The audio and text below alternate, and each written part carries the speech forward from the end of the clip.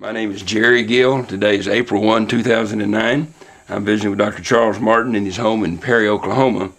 This interview is for the Oklahoma State, the O State Stories project of the Oklahoma Oral History Research Program. And Dr. Martin, thank you for taking time to meet with us today. You're welcome. I know you got some wonderful stories of your father in Oklahoma State University, but wanted to kind of stop and back up and ask, could you tell a bit where you grew up? It was at Stillwater, I guess, but could you tell us a little bit about your early life, about your family? Yes. I was born really in Veneta, Oklahoma, where my father, A.O., was the superintendent of schools. And we moved to Stillwater in 1930. So I entered the first grade that year and completed all of my common school and high school at Stillwater High School, graduated in 1941. What can you tell a bit about the values that you learned from your family and childhood experiences that molded and influenced your life? Well, the story would be one of a unit, I think, that the family was a strong unit, and that Dad worked at the college, and he was the breadwinner. Mother never worked outside of the home at Stillwater. We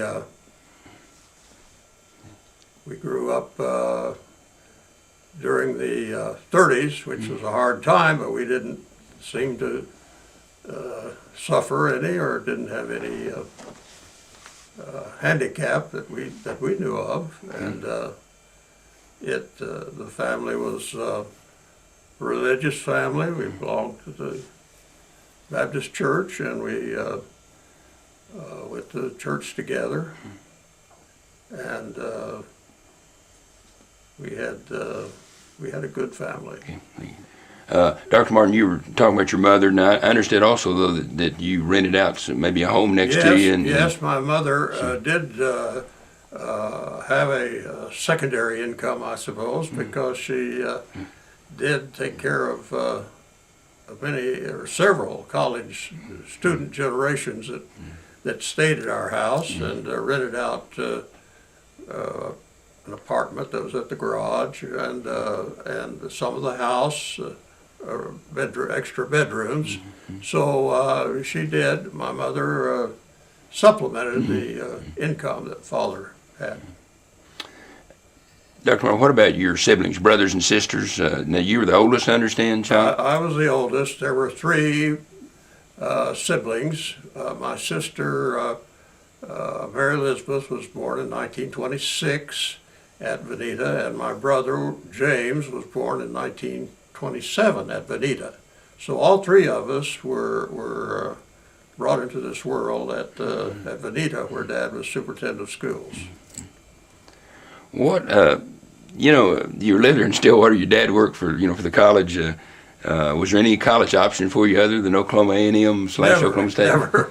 All the high school, all the Stillwater High School students in that day and time aimed to go to college. Yes, we did, and that's what most of us did. That were seeking a higher education.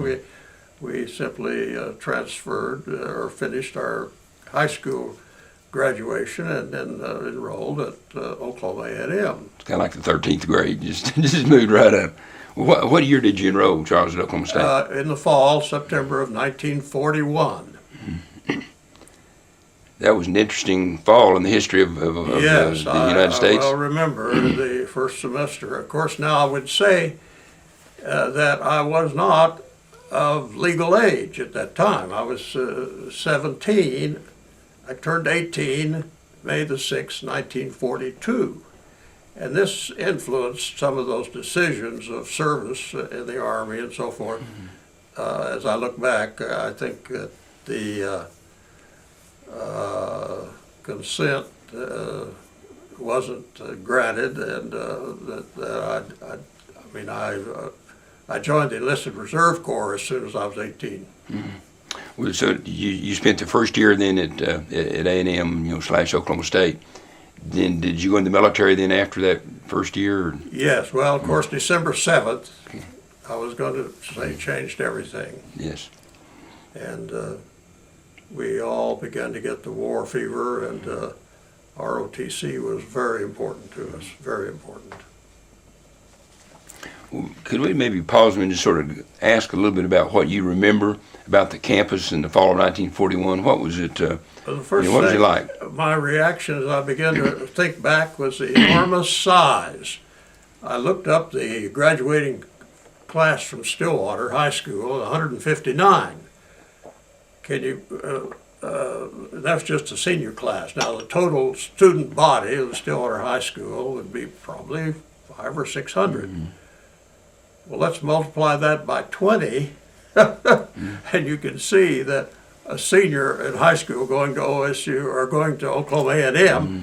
you're immediately a small fish in a big pool. You know, you've got to adjust to the size and the specialized educational opportunities in different departments, which are now called colleges of the university, but they were departments then, and you had to decide which department or college you were going to enroll in the Oklahoma A&M.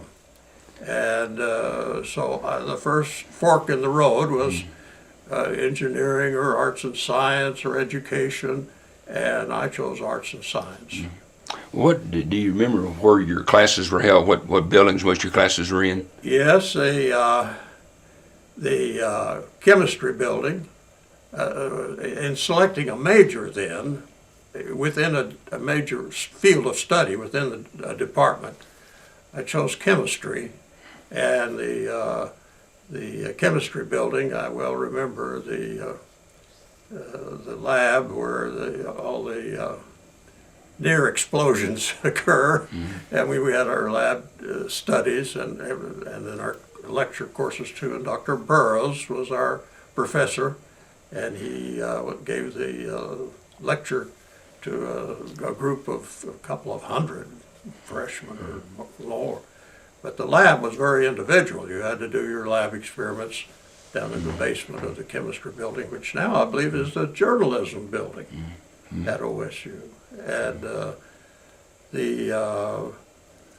we had some classes in the old Williams Hall building that we had, I think, an English course there. We had a social studies. B.B. Chapman was our professor, a teacher, and I remember the old library, which is now where the Alumni Center is. Mm-hmm. And of course, Old Central's still there, and I hope it always will be. Mm-hmm.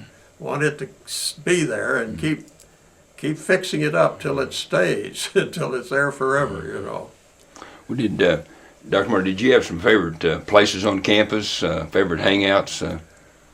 Well, the campus corners then was kind of at Swims, which is about where Eskimo Joe's is now, in a way. And we would go in there for a Coke or ice cream cone or something, but the strip wasn't a strip then. You know, that we're talking now, 68 years ago. Right now is where we're going back. But it was a university then. It was a college. It was called Oklahoma A&M College, but it was something that high school seniors dreamed about.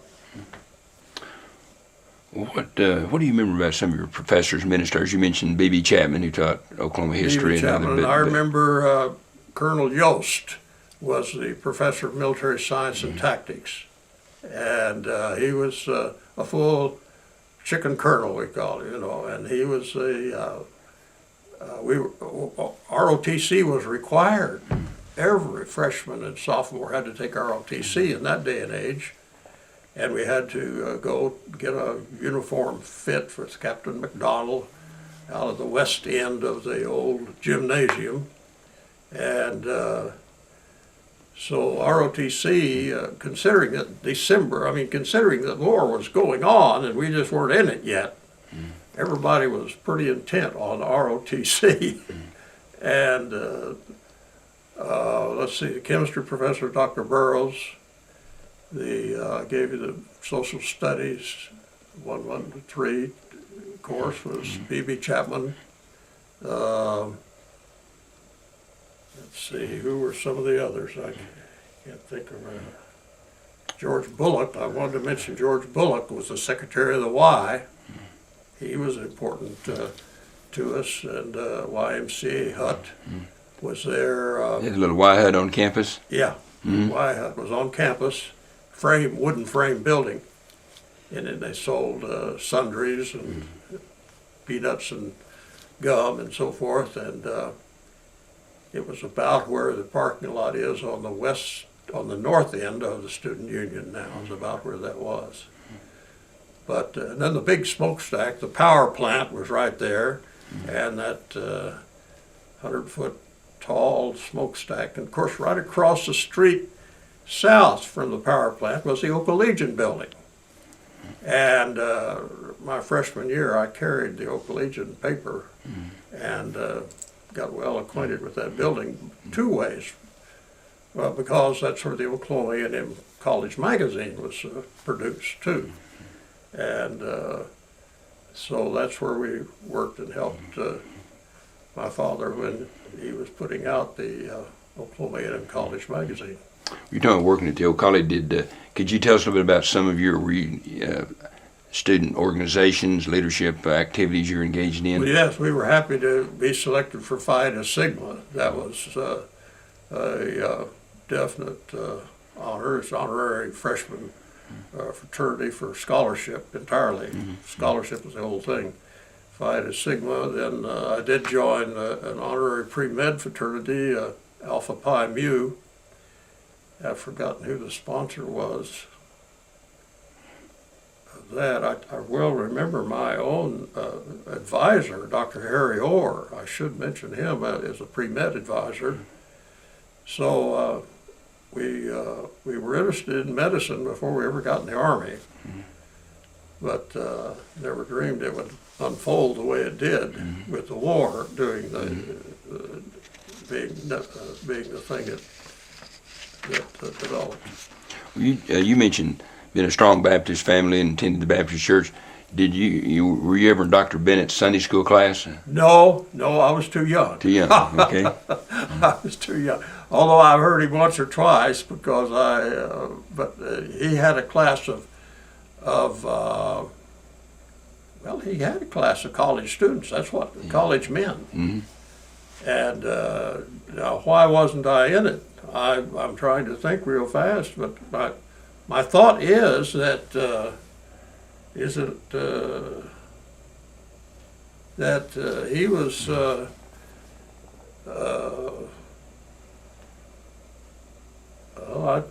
don't know exactly why I wasn't a regular member of his class. Now, you weren't playing hooky, were you? Maybe I was teaching a Sunday school class. I think maybe I was teaching a Sunday school class and not free. Well, I remember who was my Sunday school teacher. That was his son, the attorney, the one that Phil Bennett, I think, was my Sunday school teacher. See, so that's really my first reaction. I was too young for.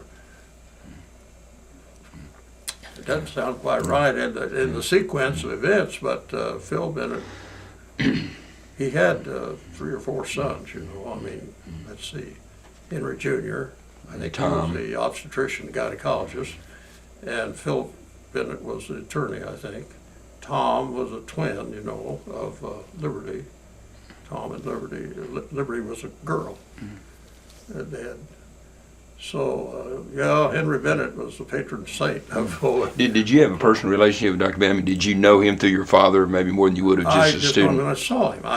That's just it. I had no, I don't recall a personal conversation between him and me. No, I don't. Well, do you have a favorite student memory, highlight that you call as your student experience, your student days on campus? Well, I was old enough to carry a paddle and wear a beanie. Yeah, I remember the freshman orientation course. That was an orientation course, but there was another type of orientation, which was it wasn't a hazing, but it was a verbal or a visual hazing. Wore the freshman beanie? Yeah, you had to wear the beanie, and well, I got to thinking about living in Stillwater and growing up in Stillwater at Theta Pond, and the tug of wars that I used to go up and watch. The freshman class would challenge the sophomore class, and they had this big rope, and they stretched it clear across Theta Pond, and they would pull back and forth, and finally one side would get ahead and pull, and the others couldn't keep their feet dry. They lost their pulling power because they were getting dragged into the lake, and then it all collapsed. Here they came, dragging them clear across Theta Pond. And of course, most of them let go. Before that, they saw they were going to lose, whichever side. But it was an annual event, the tug of war across Theta Pond between freshmen and sophomores. And the water was not near as clear as it is today, was No, it? it was muddy. It was muddy. And I don't recall any ducks or geese on it either. They wasn't very pretty, but. Dr. Martin, so I think you were saying something earlier about being on the drill team, the Army ROTC. We had a sergeant, I can't forget that old Master Sergeant Sexton, who was the coach of the ROTC rifle team. And it was our good fortune to be selected to be on the part of the team. We were in the basement of what is now it was the old gym then. Yes. Mm-hmm. But now it's a school of architecture, and this 22 indoor rifle range was a place that we did hang out because we could practice anytime we wanted to there. So it was a favorite place, and we learned to shoot in the prone position, the sitting position, the kneeling position, and the upright standing position. And we never having been acquainted with hunting or with any firearm usage, why this was obviously a thrill for us to participate and to go out for the ROTC rifle team. And I want to certainly give credit to Sergeant Sexton, I think Lafayette Sexton. Suddenly dawned on me that he was about a 30-year veteran and too old to serve in the war actively, but they made him coach, and he was part of the ROTC unit there at Stillwater. And we shot on that team with Tom Bennett. Tom Bennett was another son of Henry Bennett, Dr. Henry Bennett. And Tom was on the team a year or two ahead of me, but I enjoyed making acquaintance with Tom Bennett. Well, Charles, now you had, can you kind of help, you were part of the old firehouse gang? Yes. Could you tell us a little bit about that? The ROTC was, of course, this was during the war. By accelerating all the educational programs, whereby the schools all over the country went to 12 months schools, why ROTC was available in the summer of 1942. And so I took it in the summer. We took ROTC in the summer, and then my fourth semester would be the fall of 42. So that made me eligible to go into the advanced ROTC program, which was a contract that if we successfully completed it, we would be a second lieutenant of infantry. So we were asked to join. We enlisted Reserve Corps and stay in schools, what they told us. And of course we wanted to stay in school as long as we could, so we stayed just one extra semester. But it was enough to qualify us to go to officer candidate school at Fort Benning, Georgia. But before that, we had to be trained in basic infantry training for the 17-week cycle at Camp Roberts, California, the summer of '43. So by the time we got ready to go to OCS at Fort Benning, the pipeline was completely full of candidates, and they didn't have any place to send us after infantry basic training, so they said, we'll send you back on active duty to your home campus. So here we came back then in August or September of '43, and were enrolled in the rest of, they said, well, we don't have any prescribed course. We'll give you pre-engineering. Well, I said, I would like to go to medical school. Can I take, I was lacking organic chemistry, and I had to take a biological science, a botany course, I think, and one other to meet the minimum hourly requirement, the minimum credit hour requirement to get into medical school. And of course, medical students always like to say were hard to find in those days because everybody was in the war, you know. But by qualifying while we were waiting and being quartered at the campus, which was the quarters they found for us was the second floor or the third floor of the campus firehouse. And so we had a bunch of ROTC students there for about 2 semesters nearly. And I did get a letter of acceptance to the medical school, and left the group that I'd been with for all that time, left the group and went to really for an interlude time to Borden General Hospital down at Chickasha, Oklahoma, and was a ward attendant waiting for the September class of '44 of University of Oklahoma Medical School to start.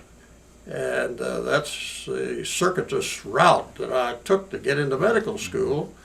It just happened that way due to the ASTP programs and all the special programs that they were having that they wanted to. So we actually, first 2 years in medical school, I was on active duty. All the students, I mean all the male students were on active duty with V-12 Navy or ASTP Army program at the medical school campus. So you finished in after World War II in medical school? Yeah, in '48. My graduation from medical school will be 4 years later in '48. We decelerated in the summer of '46, so we had about a 5-month break, and I worked at the Stillwater Hospital as a ward attendant at that time. John Jacobs worked in the daytime, and I worked the 12 hours at night. And then when you got your degree, were you then required to serve in the armed services for a while after that? Yes, afterwards, of course, we had a moral persuasion campaign by Secretary of Defense Forrestal, and we re-enlisted for Korea. So Dr. Martin, actually then, after war was over, then you got discharged from the military, but then completed your medical school. The V-12 students were kept on reserve status, and then when Korea came along, why the Navy was able to recall their reserves, but the Army didn't have the foresight, or at least we were completely discharged in 1946. Yes, it was 46, and then.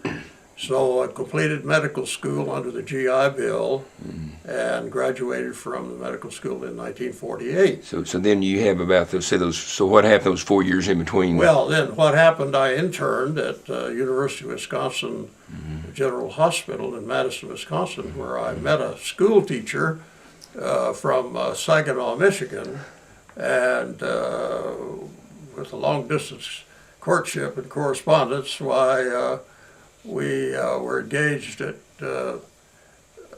be married. The engagement was at Christmas in 1948, and we were married then July the 2nd, 1949. This girl from Saginaw was named Margie? Margie. Okay. Oh, yeah. Margie Billmeyer, Marjorie Ann Billmeyer, and so we took our honeymoon on the way home from Michigan she was from Saginaw, and we drove from Saginaw to Oklahoma City, where I had another year of hospital training, residency, my internship at the old Wesley Hospital. So, and that's where our first child was born. Mary Ann was born in June of 1950. And of course, if you recall that date, that's the date that Korea started. That's when the North came down to the South, somewhere, I believe it was in June of 1950. So we decided we'd try to start practice, but the service angle was hanging over our head, and we decided we'd get it out of the way so we didn't have to leave after we'd started up a practice and leave it and come back and forth. So we looked around and decided the best decision would be to go ahead and we were under some pressure from the Department of Defense, by the way. Forrestal was this moral persuasion, which meant, we've given you your medical education, you know, we paid for it, now we need you, you know. So, right. So we could either be drafted or volunteer. That was the crux of it. So we volunteered, you know, and had a short hiatus, when we were up at Wisconsin about at Camp McCoy, about 90 days or so before we began to get our orders to go to Korea then. And it was over Christmas that we came back to Oklahoma for a real quick reunion, and so the grandparents, A.O. and Betty, could see Mary Ann, and then I went to Korea. I think I got there January the 12th in Korea of 1951. Stayed most of the year in Korea. I got home in October or November, and then had a few more months to serve, and my service was ended at Fort Hood, Texas, the Women and Children's Clinic, which was the obstetrics and pediatrics angle, which was very useful to me, very useful. I'm grateful for all the Army and the federal government service had done for me too. So we moved to Perry then. I guess we should say how we got to Perry. We came back to, because our decision hadn't been made to come to Perry till after I got out of the Army, and the second time. And we found a vacancy over here. A physician had just left, and there was an opening, so to speak, and it was close to Stillwater. And we decided that, and the new hospital was just built. It was opened 18 months before we got here, so we had a new hospital, and so we felt like Perry would be our place, and here we've been for 55 years. That was in 1952, 51? 51. No. No, two. 1952. Then you retired in what year? Let's see, my office closed, my private office practice closed in 1991.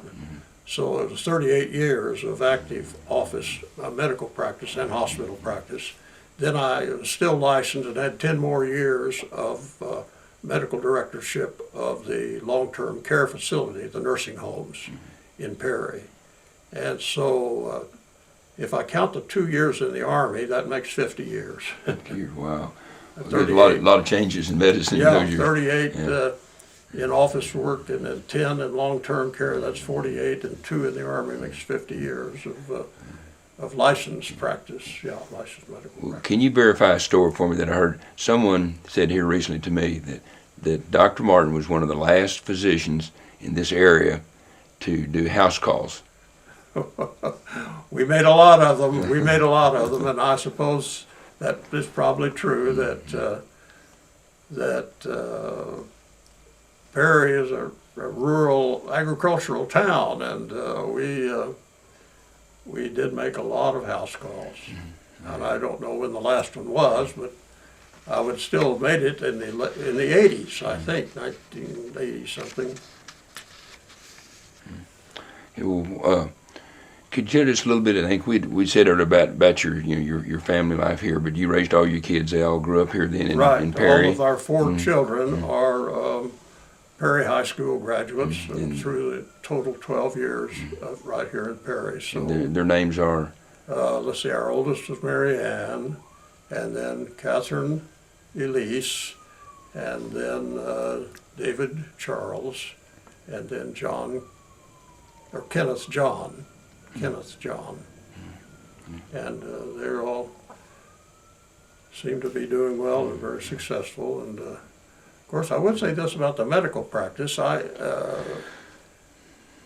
happened to be into a situation where the new hospital was changing from house deliveries of babies to hospital deliveries of babies. So we came in at a time when medicine in our community was modernizing, and the obstetrical angle or delivery of babies was really made it a family practice, general practice physician, you know.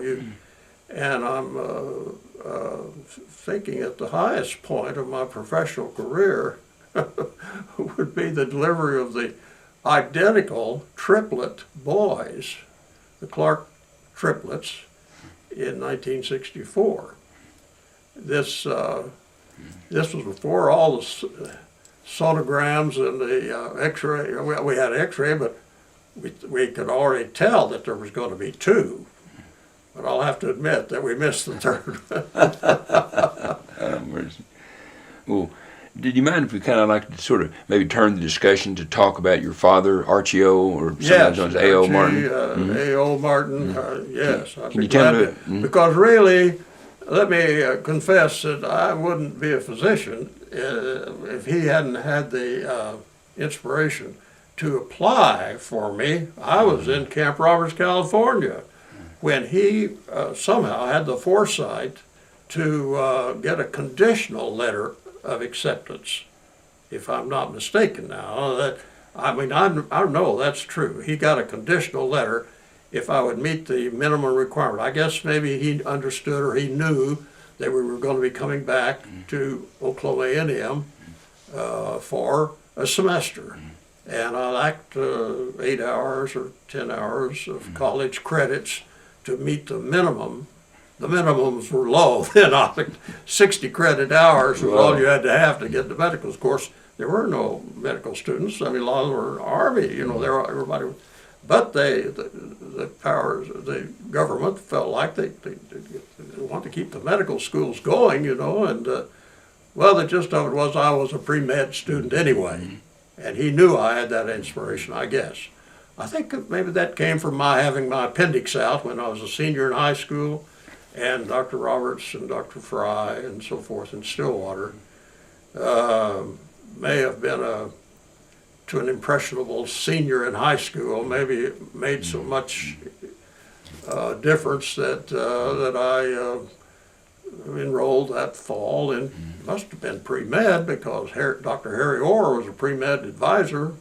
He was a professor of physiology, and I was an Alpha Pi Mu, so I feel like I was pointed to be pre-med, but I need a little help, and A.O. gave it to me. He was the one who opened the door so that I could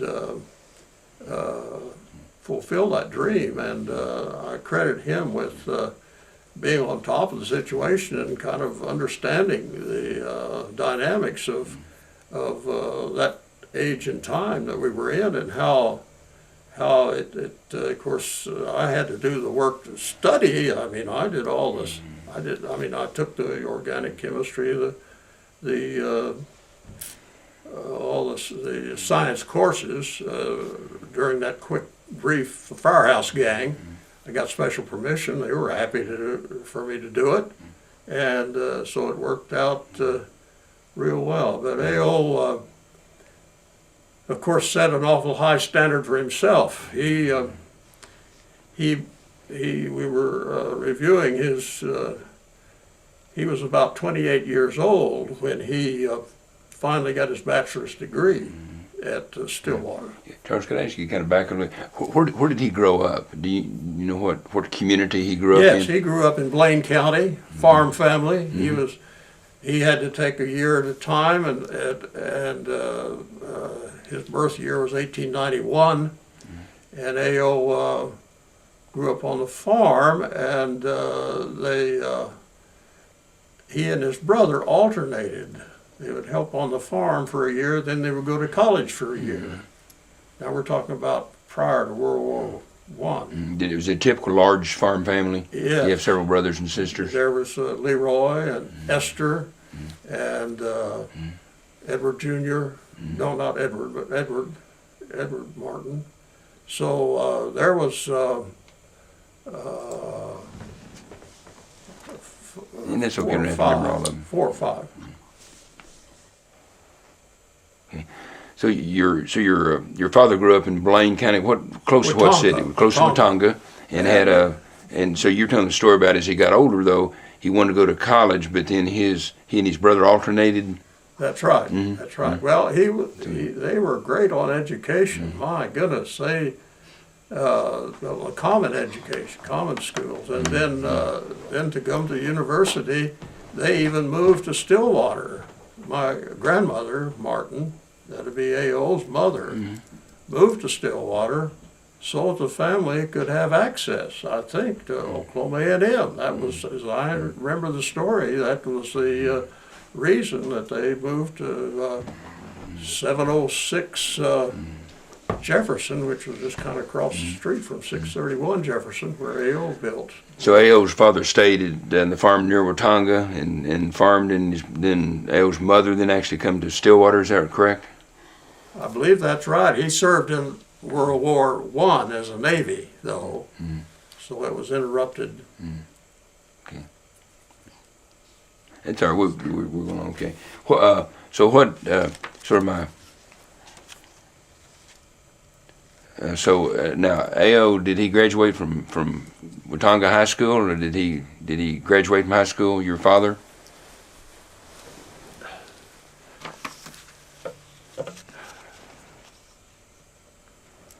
Well, let's see. Mother graduated from Mangum, and I suppose. Did you know if he I'd heard somewhere that he didn't graduate from high school. He actually didn't finish his high school education. Is that right on your father? Do you remember? Move on. That's okay. So anyway, so your mother moved to Stillwater, and A.O. and his brother then would one continue to work on the farm for a year while one went to school. Yes.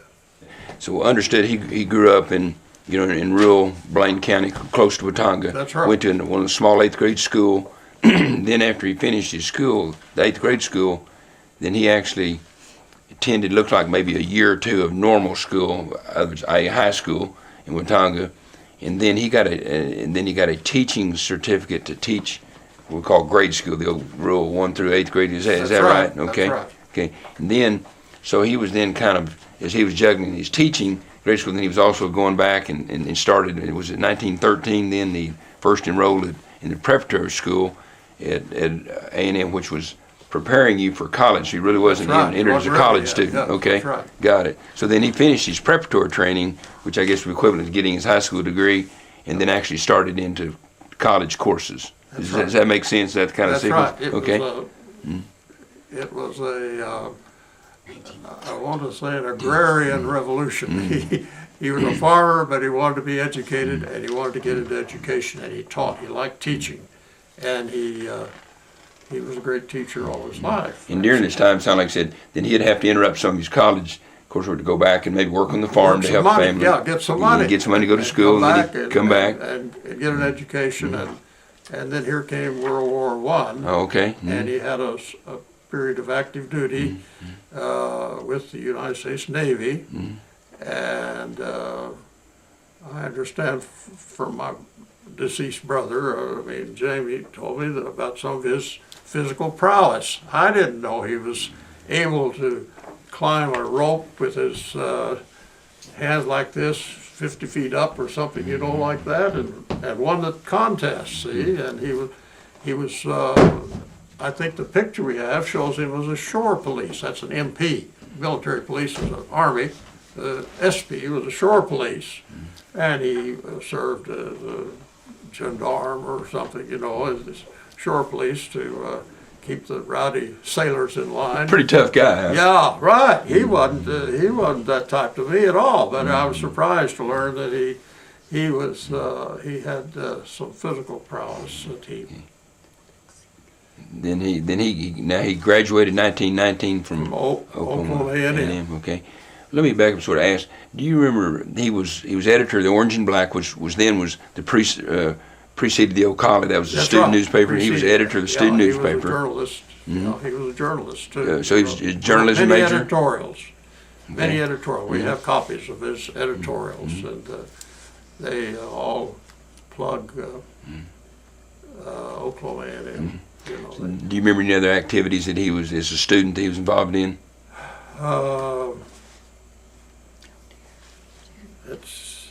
It's okay. I just thought if you remember no, something. I don't remember any of his other stories. So he majored with a degree in journalism. That was his major. No.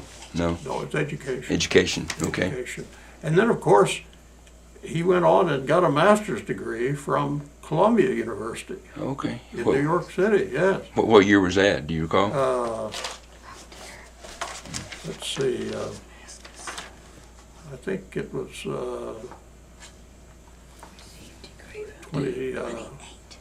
27. 1928. Is that right? Okay. So he then taught a while and was a school administrator. Now, did he then? He would go to summer school. He was. Yeah. He didn't. He was all this time he was teaching. He was all this time he was teaching, and he's working up in administration, and he became superintendent of schools at Brickman, Oklahoma. Brickman, Oklahoma, where he met his wife, my mother. And so there's a educator marrying educator, you know, and so education's been our whole theme then through the.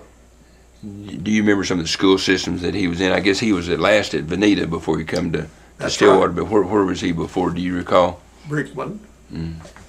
That was the only two that I remember, the Brickman and well, he was at Waurika. Okay, so your A.O. had a pretty interesting career there for me. So after the Navy. Was,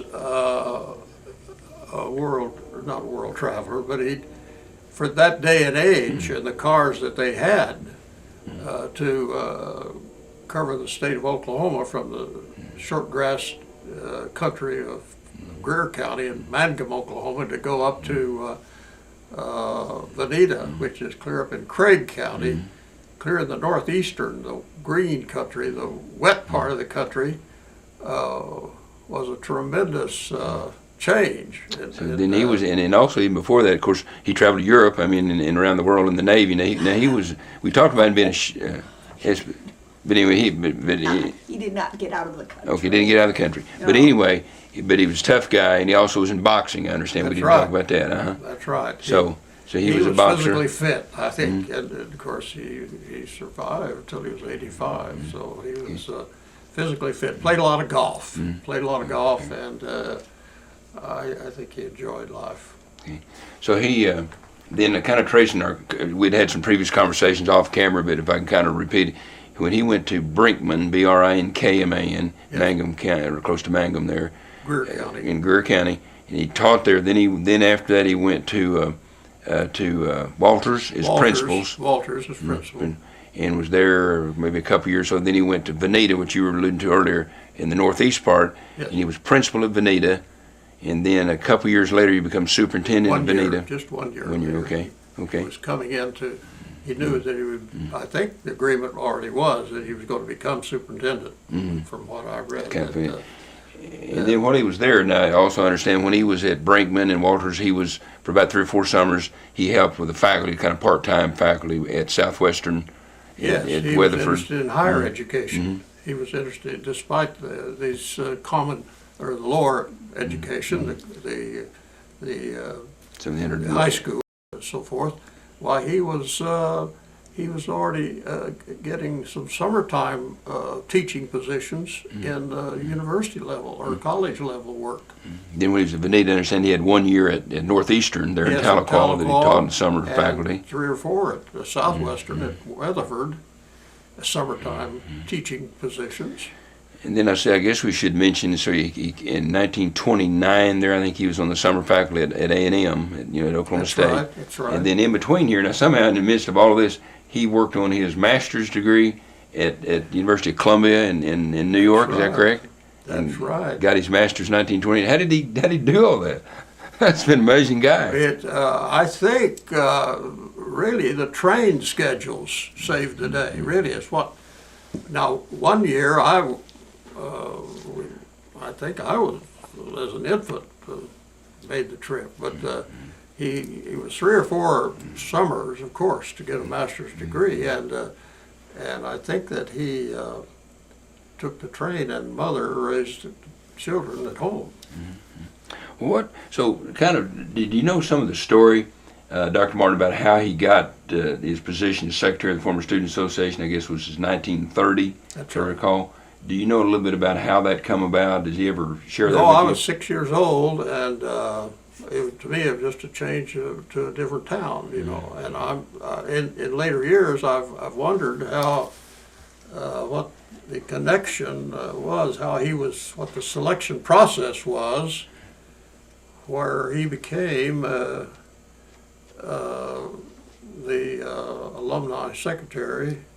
And I think there are some changes and you're probably aware of this, Jerry, changes in the names of the organization. Former students got into it. Alumni, I discovered, makes me think of graduates, actually 4-year graduates, But former students includes anybody who took a semester course, just 1 semester, you're a former student. Right. And there's a lot wider base of ownership of Yes.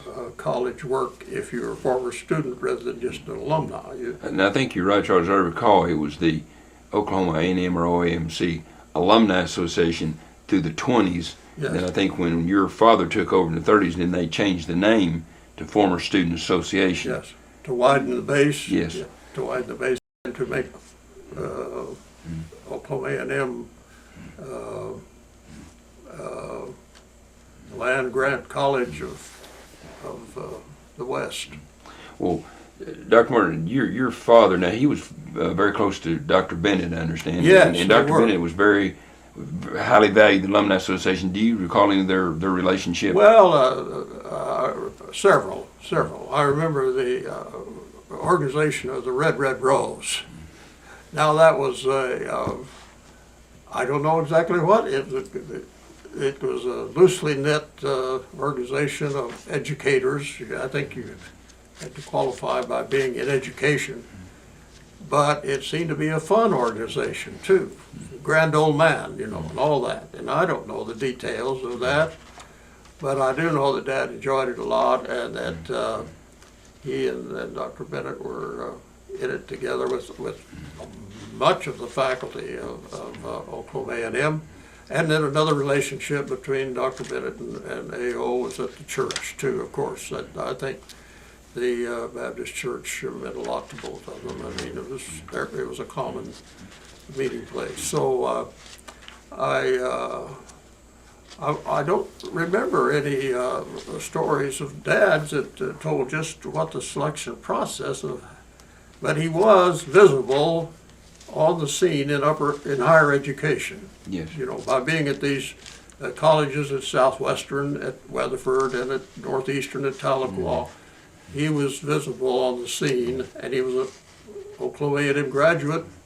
And his mother was still living in Stillwater, and there was a pilgrimage always when we would travel from Veneta back to Mangum to see the other grandmother. Of course, we'd stop off and see the grandmother at Stillwater on the way down to, it was a 2-day trip. We'd get as far as Stillwater, from Veneta to Stillwater, we'd stay overnight, and then we'd drive on to the southwestern part of the state, which my mother's home was in Mangum. and we would see the other grandmother there. So those are pleasant memories of long gone days. Well, Charles, speaking of memories, growing up as a student, did you ever help your dad with any of his alumni activities? Yes, he wasn't afraid to ask us to help. It wasn't a paid job. We didn't get, I don't recall him rewarding us with any money or anything like that.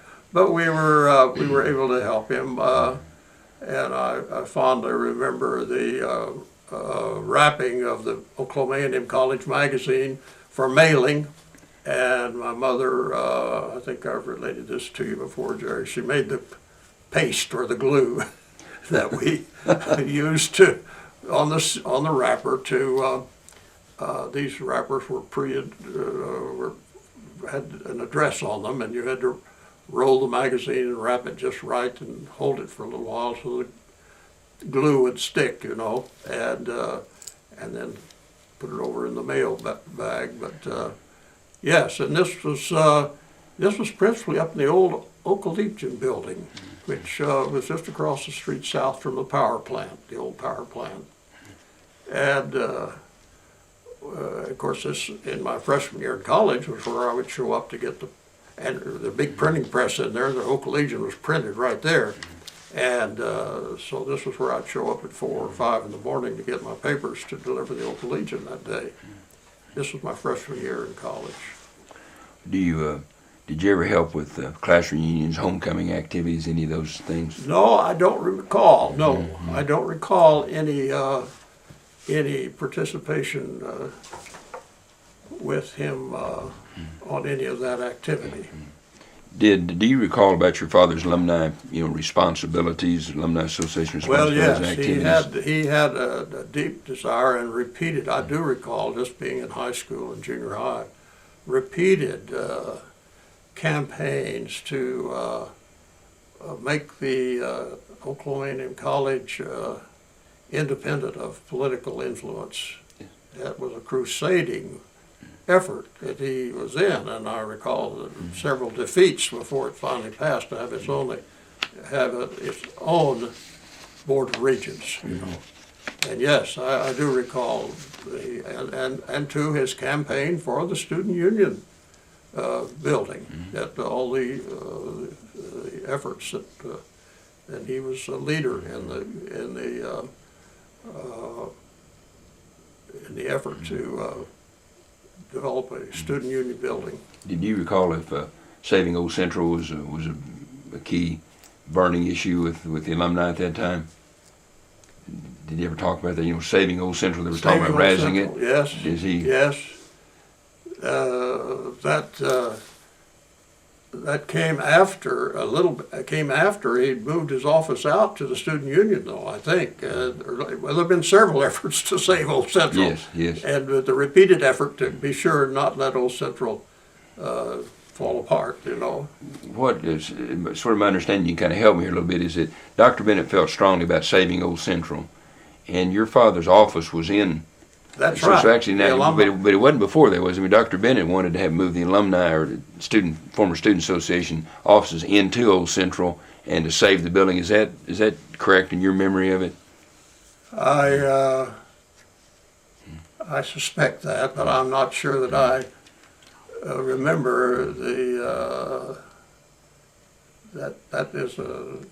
that's the way it probably happened. Yes, but I don't have any recollection of his saying that to me, or that was. But that would be the way the mechanism could have worked. But his office was in Old Central. Yes, on the second floor of Old Central was the A.O. Martin's office until 1949, whenever the student union, 1950. The student union in the early 50s, I guess. So moved over. What do you remember about his office? Do you kind of the office in the wasn't that the old president's office early in the history of the Old university? Central was the first building on the Oklahoma A&M campus, of course, and that the functions of the university, of the college. I mean, there was a lecture hall. I remember a large lecture hall, and that was upstairs. And then the Dad's office was where the old president's office was, which is true. And then the second floor, the basement was geology, I thought. And then the second floor had classrooms. The third floor, I guess it was the third floor, counting the basement as the first floor, why there were 3 floors. Do you remember that in his office there was a fireplace? I don't know if they're still using the background, but did he have like a roll top there? What do you remember about it? The furniture and equipment, what the room looked like? Do you recall? I don't recall. I just don't recall right now. There was a series of offices. The secretary was out front, and there was a second, and then a third office. And I don't recall the furniture or but there was a kind of a lobby area, a reception area, and then a inner office. I don't recall that. Question I meant to ask you earlier. In the history of Oklahoma A&M, Frank Martin comes up frequently. Any relationship? No relationship. None at all. A.O. and A. Frank, you're right. Yes. And yet they were close buddies, close friends, and people, and there was a D. Terry Martin. I don't know whether you've heard of D. Terry. He was in the speech department. D. Terry Martin. And there was no relation between any of those Martins. Okay. Dr. Martin, kind of we left over, we were talking about sort of what were some of the key initiatives under your father with the former Student Association, and of course you were talking about an independent governing board for Oklahoma A&M, Oklahoma State University now, and that was finally come to fruition in the 40s, in which that was a big one. And then I guess saving Old Central was a big one, and Right. a big one. So Dr. Bennett then had moved the Alumni Association into Old Central. It's sort of a symbolic gesture, and that's where your dad's office was. That's when he came in, that's right. So I wanted to ask you, do you remember something about the key Alumni Association activities at that time, what they were? Well, the organization of football events, I guess you'd say, but homecoming and actually trips away from home. I do remember him, setting up a headquarters in Dallas for a game. So, yes, there were repeated efforts with the Alumni Association and Dad as secretary to develop the backing or the enthusiasm of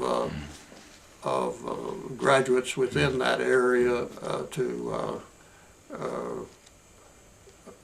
support the team and the Alumni Association.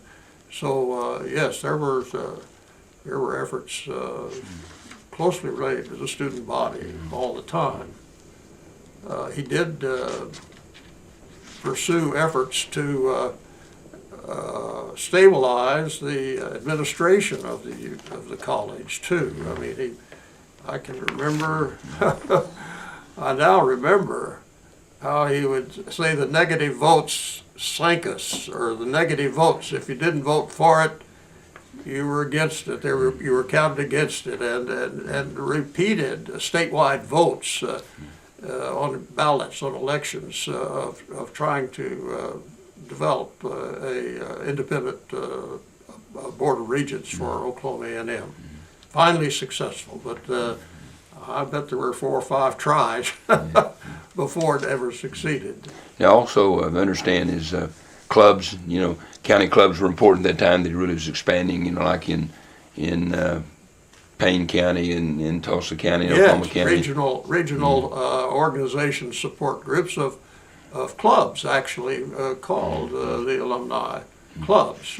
So there was a grassroots effort to develop backing and support for the long-term goals and survival, not just survival, but the long-term nurturing of the University of Oklahoma A&M College, and he was instrumental in drum beating all the time for support for the Oklahoma A&M College. So it was given that all of his progeny will go through, and we all did. We all have degrees from.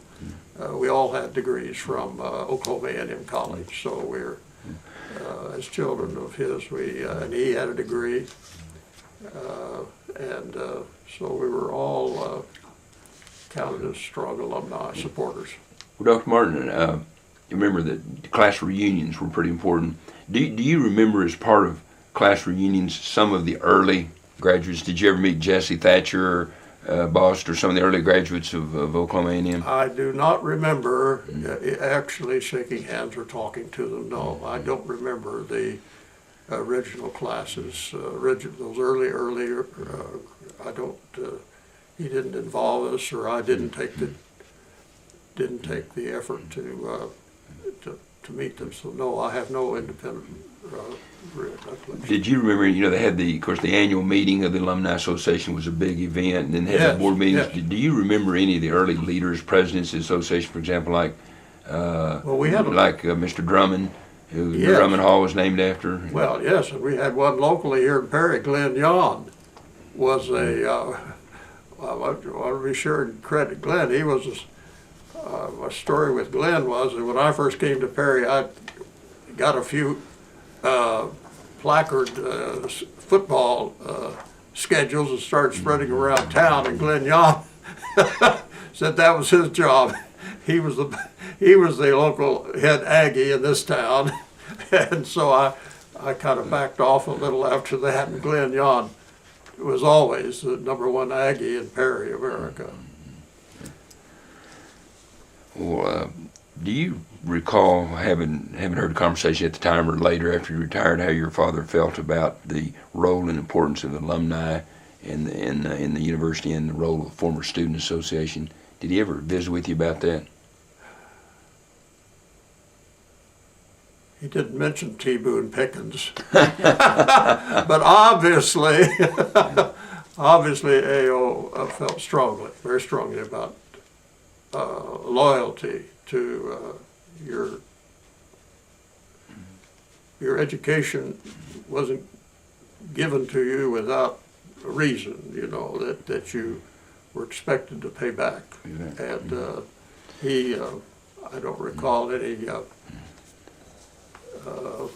but I certainly appreciate T. Boone Pickens and all that he's done for OSU, and I didn't mean any disrespect or anything, but I do think that the alumni support through the foundation. Now, we haven't mentioned the foundation. Mm-hmm. I'd like to give credit to the OSU Foundation and what they have, what that's developed into in the last 25 years. That the tax supported is just not enough anymore, and you've got to have the private donations and nothing like being grateful for your education, and I'm happy that people do support the foundation. I understood from talking to alumni that probably one of the major contributions of the former student association and your father during that period was to put out the A&M magazine.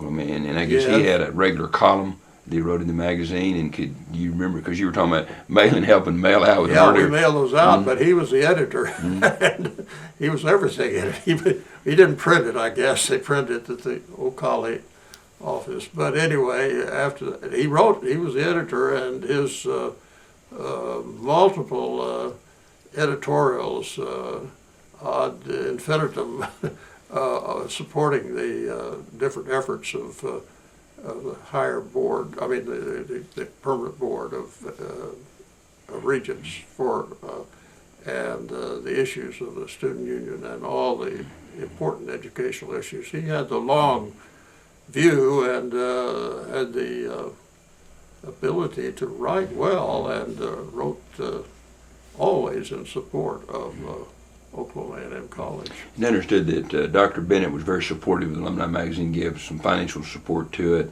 as well from the university. Yes, and it was probably subsidized by it. Mm-hmm. I don't think I mean, obviously it was some financial effort, budget-wise, to produce that, and now we'd like to give credit to the present administration, this wonderful magazine we have now, which includes everything, and we read it cover to cover. What, quick question, your father, so maybe you as well, was so used to Oklahoma A&M. How did he like the name change to Oklahoma State University in 1957? I never heard him complain, but I don't know that he never complained much anyway, but I never heard him voice enthusiasm for it either. I'm thinking, but I don't recall any change that he felt that was. What, when your father stepped down, I want to say in 1953, so he came in 30 and stepped down either in 53 or 50, but anyway, 23 years which is the second longest tenure to Merle Rogers of anybody in alumni, former student association / alumni association history. But he actually didn't retire because he maintained, and we hadn't talked about this, all this time that he was head of the former student association, most of the time he was also head of the placement bureau. Is that right? That's right. What do you remember about that?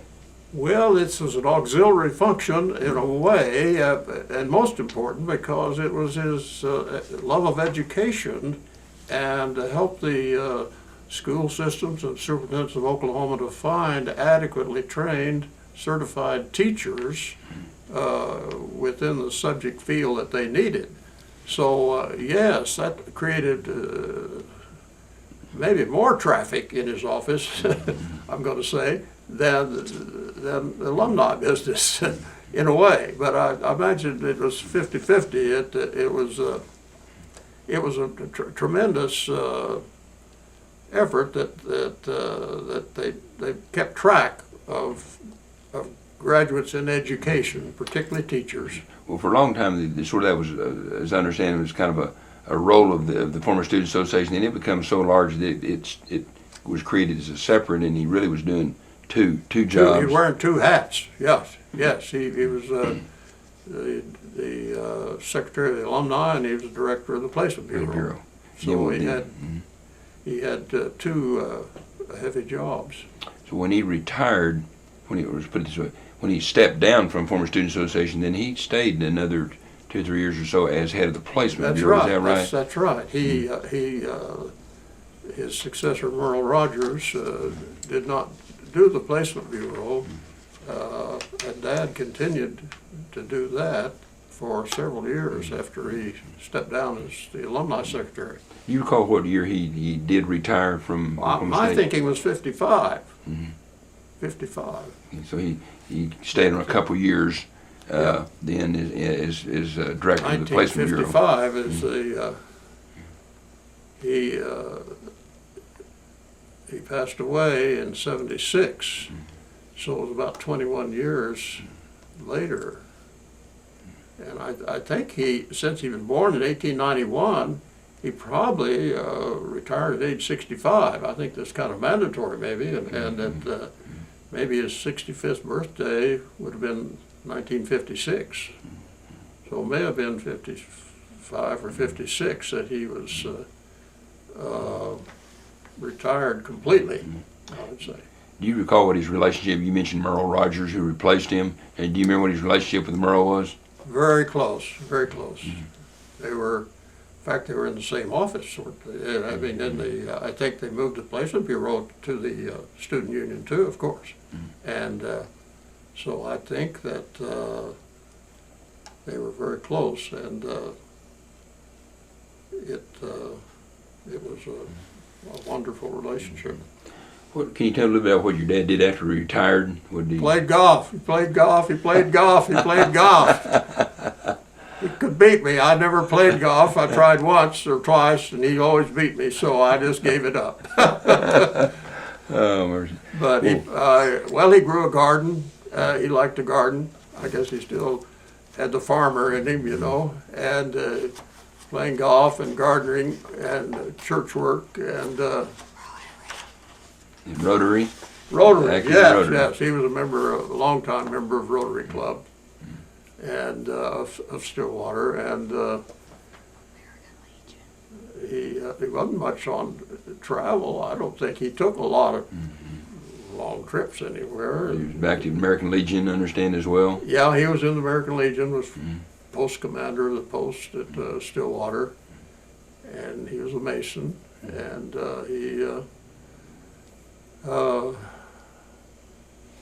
traveled to see the grandkids. What, Dr. Moore, what do you remember most about your dad? I mean, I'm sure several things, but there are one or two things that stood out in your mind about your father.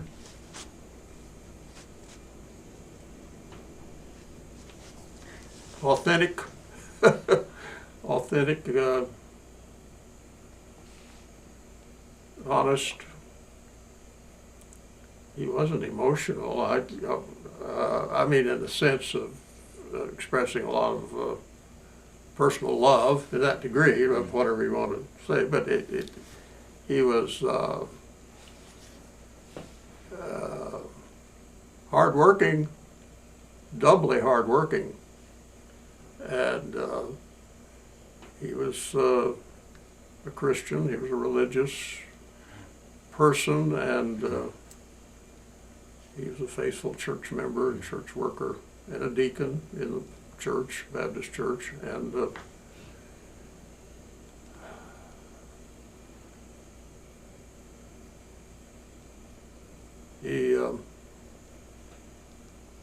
he gave me my chance. So I hope I haven't disappointed him. What do you think your father would think about changes in the university today? Would he be proud of those? Would he be amazed? Would you say change What do you think about the recent changes at Oklahoma State University? All the campus building, all the growth, the enrollment, population. Well, to me, it's been I'm just going to say it's a high-tech revolution. And it's just real hard to keep up. It's speeding. The acceleration of change is tough. So I think he would understand it, and whether he could say that it's. I've often wondered. And I want to put this down. I often wonder what is the definition. In my 15 years on the Perry School Board, I often wonder what is the definition of an educated person. Certainly, I think everybody on the school board says, well, it's not the initials behind their name. We know that people that have many degrees and they're really don't have the common sense or something, kind of. And so we were trying to make up our own definition around the school board meeting. What are we trying to do here? Well, we came up with this phraseology. A person can be said to be educated when they are completely aware, because we're never completely aware, of the total consequences. We never know what the total consequences are. Completely aware of the total consequences of our actions and thoughts. We added thoughts and actions. And then we put the caveat, and behave accordingly. So we feel like that maybe under those circumstances, maybe the Galilean from Nazareth was the only completely educated person there was, And that there's a moral tone to education that used to be, or felt like, more prominent than it is now. But that's not true. It's just as moral now as it was. We're just stretching it more. The behavior of youth is always a mystery, and the actions and patterns should not be judged just by a few. Most of the youth and college students understand the moral qualities and behavior, and I think he would accept the university changes and would say, work harder, work harder. What are your thoughts about, Charles, about the Alumni Association and how it's evolved over the years since your father's era? Jerry, you've done a lot for us, and we appreciate that, and bless your heart. I mean, not just, I mean, we think that it's done a wonderful job. I mean, it served a cross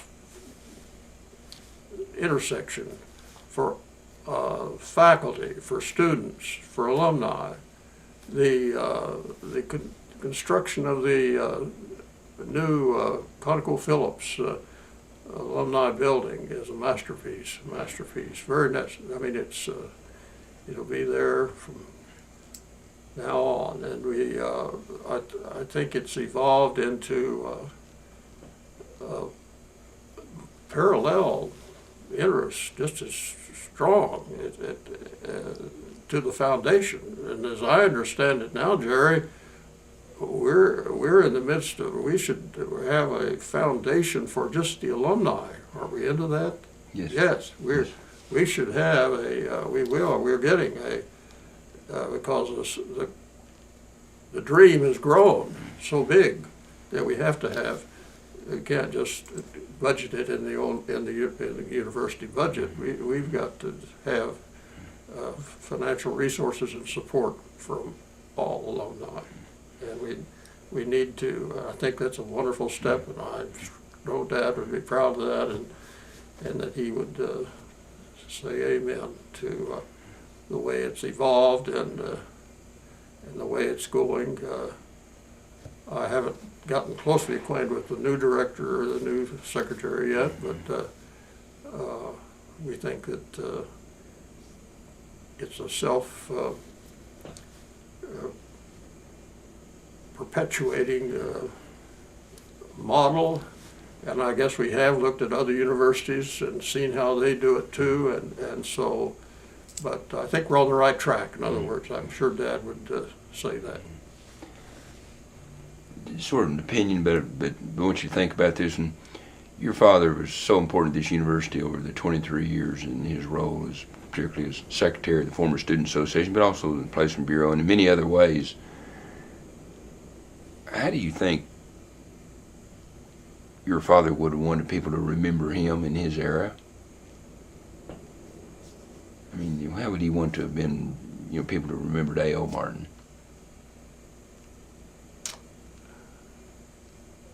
Positive, hard working,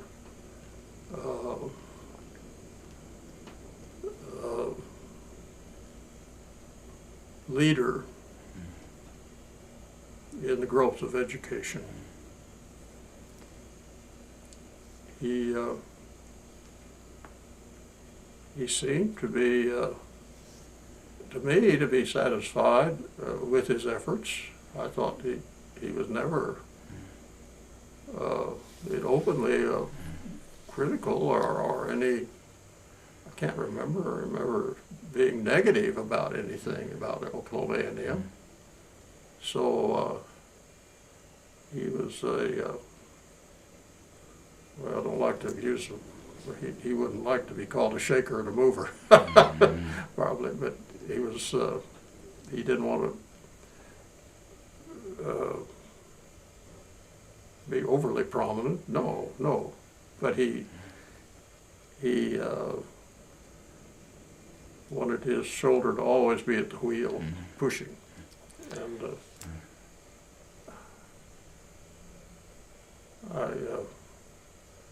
I wish I could tell him that more now. I mean, these thoughts occur to me, and we never talked this way before to him or between us and everything, but he did so much for me in my professional life, in that letter of acceptance to the medical school, which I'd never dreamed about hardly, or I thought, well, we'll do it after the war's over. I didn't think we'd do it during the war, see, as far as my own education goes. But he saw the opportunity and so I owe him everything. Dr. Moore, can you speculate with me just a little bit? Your father obviously very much valued education. I mean, he worked so hard, and we talked Yes, he about did. that to get his degree and what it meant to him. Then he was in education, you know, K through 12. I guess it was first through 12 in those days, but before he moved into higher education. And so, having said that, we might want to ask you: do you think part of what drove him to work all the hours he did and to handle multiple responsibilities is how deeply he felt about the importance of education to young people? I do, Jerry. I do. I think that was motivation of his existence. His professional existence was so centered on that one theme that he felt like that public education was the answer. You'd say plus the church, so and plus the moral additions, but that his whole theme of his life, his efforts, and everything was education. And of course, I realized at that time in America, coming up out of the agrarian farm life and everything, it seemed to be the impossible dream. You know that, and now here we've made it possible so much for so many more that would be the fulfillment of his dream. Did he ever talk about it? Again, we're sort of speculative discussion, but Dr. Bennett shared a lot of those same dreams, you know. That's true. And it seemed like That I'm may have struck been by the fact that similarity of the two. Yes, Dr. Bennett was. I would. Funny you mention that. I hadn't thought of that exactly, but yes, I think they both were lifelong educators and felt like that education, public education for all qualified students was the basic foundation of our country. Really. they had seen in your father's generation and Dr. Bennett's generation hard scrabble growing up on the farm, Yes. and seeing how they were able to get an education, they and people of their generation for the first time out of the, what we would call the working classes, Yes. and how it changed their lives. Yes. And it seems to me as as we're talking, I've heard you mention things about the importance of helping recruit students, helping place students, providing, and I don't think we talked about it, but a lot of the clubs, the county clubs and the Alumni Association had scholarship funds that they helped, they would make loans to students to go to school. And so it seemed like there's a common theme of making it available to, we'd call the common people or the working class. Upward migration, or whatever. It's supporting the middle class, developing a middle class, so to speak. We need to have the development of educated citizens so that our country will survive. So education is the linchpin, or that's why public schools, high schools, and so forth are still so important that we give every opportunity to don't have any dropouts. You've got to somehow help the youth understand that they need to have the education. Athletics is a good example, though. I mean, I'm so proud of athletics being the supporting link that will keep students in school, and they get an education that way. I think it's a wonderful opportunity. Dr. Martin, is there anything we haven't, talked about that you'd like to share? Something about your father, you remember about your experiences that we didn't touch on? Jerry, it's been a joy to talk to you now, and I appreciate everything. And but we've covered a lot of territory, and I compliment you on your efforts and your questioning and your job. So I'm going to give you an A+ on your transcript. Thank you. Okay.